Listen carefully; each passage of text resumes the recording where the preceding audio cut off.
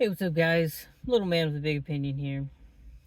Today's video, well, the big story in the news right now is inflation. Things are still costing more. The numbers are still going up. Uh, they said they added about 100,000 more jobs than they thought they would, but inflation is still going up. Interest rates, there don't seem to be any cuts in the future. The price of things, aren't going down. Both sides politically are either playing damage control or they're spending money on ads, crapping on each other. I can tell you, I kind of saw this coming. I live in a small town. I drive to a bigger town to donate plasma, and I get gas at the same gas station twice a week. And I believe at the end of February it was 263, I think. I think in the winter it got down to about 245.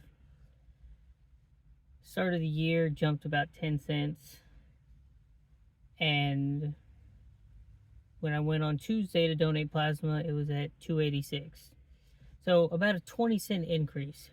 Depending on where you live, you might be saying, wow, I wish my gas was that cheap, or dang, that's expensive.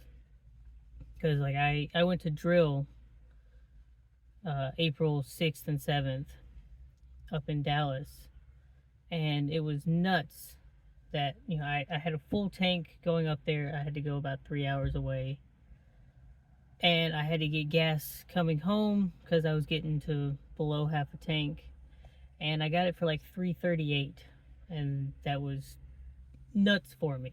I only put like $10 in just to get back to my local area.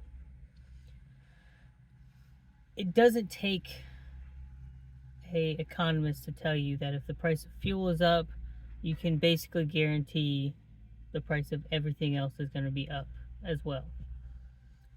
And someone put up a post talking about what things cost at this point in the last guy's presidency and the current guy's presidency, and it talked about eggs being higher, coffee being higher, gas, housing, all these numbers are higher.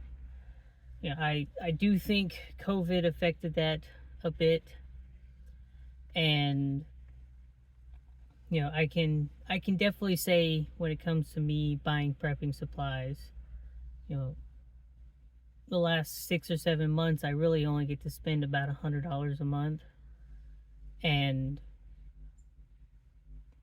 the amount of things coming in from that $100 is shrinking because the dollar amount I can't spend anymore, but the price of things have gone up. So you tie that in with everything else that we see going on. When I put World War III in the title of a video, they tend to do a little bit better, but things are still not smooth sailing right now. Israel's talking about fighting Iran, or if Iran does something, they're going to fight back. Russia and China are making their alliances stronger with these different talks. China's still talking about Taiwan. From what I've seen in the news, it seems like this offensive with Ukraine and Russia is going worse for Ukraine than in previous years. I see posts all the time about this country spending this, Lithuania spent 31 million to send ammunition to Ukraine, and the Czechoslovakia initiative, they're getting ammo. I did like one story, when it comes to dealing with how we're going to support Ukraine. I was not privy to this before, but the Houthi rebels are getting munitions sent to them by different governments that back them, and they're trying to do it hush hush. So when the U.S. seizes uh, stateless vessels, it's basically just these really small boats that are trying to, black market firearms. Apparently, it took almost 2 years for the U.S. to be able to send 4,000 rifles and like 500,000 rounds of ammunition to Ukraine.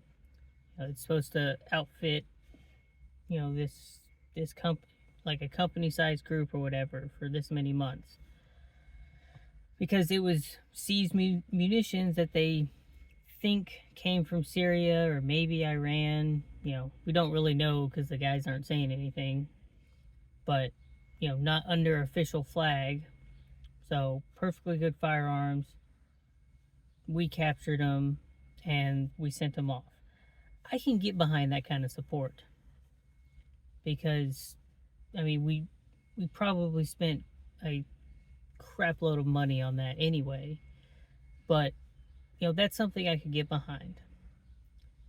Uh, Kind of surprised no one's done some sort of GoFundMe to purchase munitions or anything to send over there. Uh, because I'm a firm believer we've got plenty of problems here. We need to solve our problems before we help try to solve other people's problems. And there was Newsmax, Newsweek, one of the two.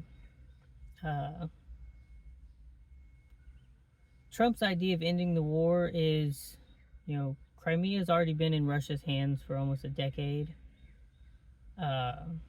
These small regions in the Donbass area, which some people say were pro-Russia before the war started, and some people say, Russia just put a bunch of people in there to make it seem. I don't know. But it's he said, give those two areas up. Ukraine's not going to join NATO. Let's end this war. I don't know how much I like that proposed plan, but Russia's considering it. Uh, you know, Russia wants all of Ukraine. Ukraine wants all of their territory from 1991, so they want Crimea back. And if Russia wants to stop the fighting for a little bit of stuff, I say give it a shot. I think there needs to be some sort of provision in there that says, you break this rule, then Ukraine's automatically in NATO, or, there really needs to be some sort of consequence if something's going to be that severe. I don't know. I'm not made for those big political things. I'm just trying to figure out how I can continue to put 5 or 6 days worth of food back each month to continue to increase that supply. I'm on a really big World War II kick. It doesn't help that I'm a history teacher and I'm a guy. But we're making our own bread at home because it's saving us about 13 cents a loaf to do it that way. And every penny helps.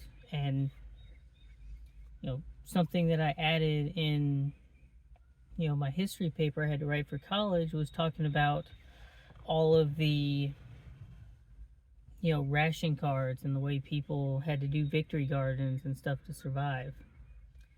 And if a world conflict were to happen, WW3,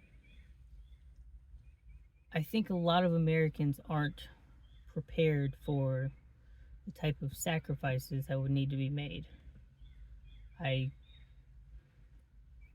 So much of our economy, after World War II, they tied a lot of this stuff together with other countries, because if you interlock as much of it as you can. You know, the idea of a conflict happening makes it that much harder because not one single country produces everything that they need. They produce something, they trade and sell it with another country, and everyone's intertwined, so it makes that idea a little bit harder because from a logistical standpoint, uh, another conflict like that's going to cripple a lot of nations, and a lot of people aren't ready to deal with something like that. So continue to stack to the rafters as much as you can, because the more supplies that you have on hand, the easier it is for you to weather whatever type of storm is coming. I'll go back to my 3 B's: beans, bullets, and band-aids or bandages. Whatever you can put away now is definitely going to help you out later. I don't want to seem like an alarmist, but I feel like in our lifetime something major is going to happen.